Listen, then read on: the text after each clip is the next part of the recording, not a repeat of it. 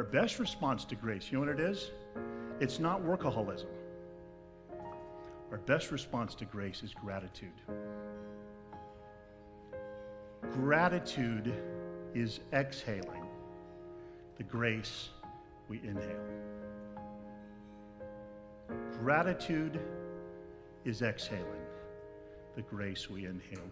The very grace of God is the atmosphere in which we live and move and have our being.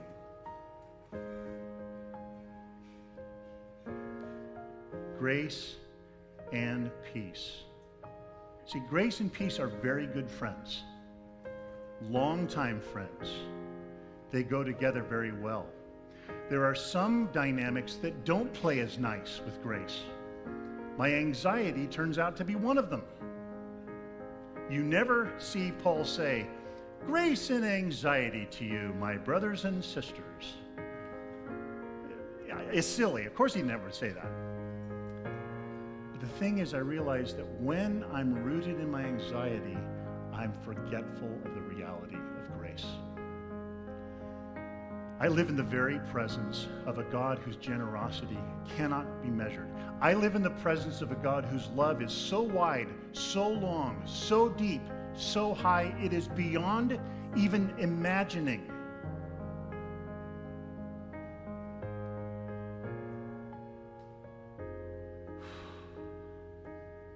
Breathe that in.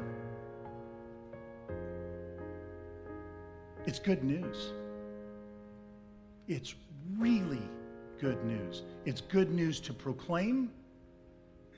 In some ways, even better news to live. So think about this. Instead of grace and peace, which are very good companions, grace and anxiety are quite the contrast. Grace reminds me I'm never alone. Anxiety tries to convince me that I have only myself to count on.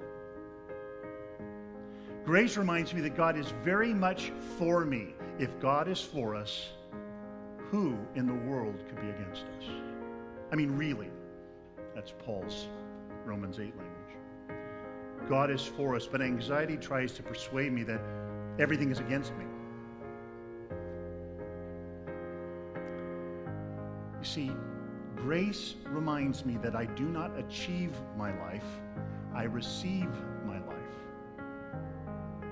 I do not even achieve my ministry.